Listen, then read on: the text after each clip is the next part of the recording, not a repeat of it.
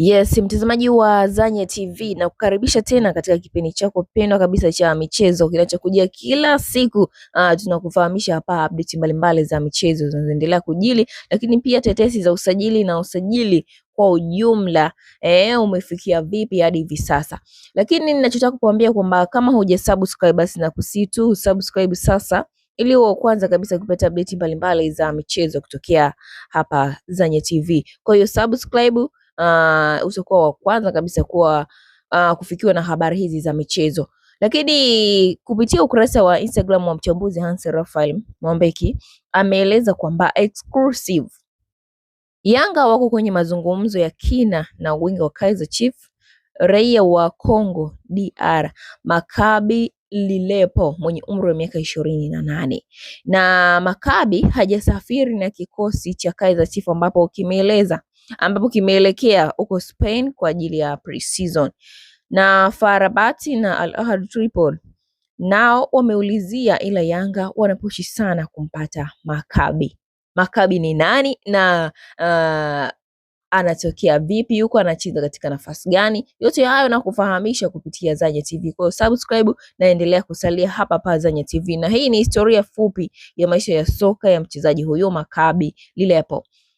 Na Gold Maccabi Lilepo alizaliwa tarehe 27 Julai 1997 mjini Kinshasa, DRC Congo. Anacheza kama winga wa kulia, lakini pia anaweza kucheza winga wa kushoto na mshambuliaji wa kati. Anajulikana kwa kasi, nguvu, chenga na uwezo wa kufunga mabao.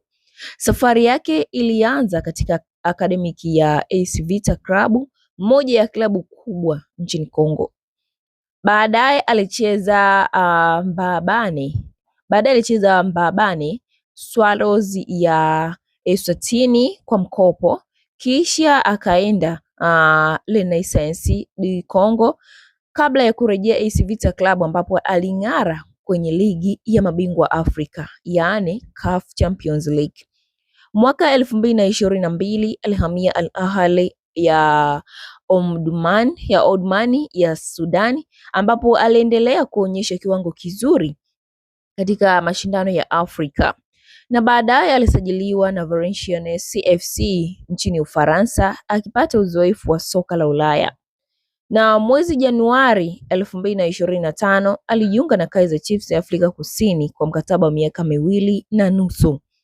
Tangu ajiunge na klabu hiyo ameendelea kuwa mmoja wa wachezaji muhimu kutokana na uwezo wake wa kutengeneza nafasi na kufunga mabao. Lakini katika timu ya kimataifa Lilepo amewakilisha timu yake ya kimataifa ya DRC Congo akicheza mashindano mbalimbali na kufunga bao lake la kwanza mwaka 2021 kwenye chani dhidi ya Cameroon.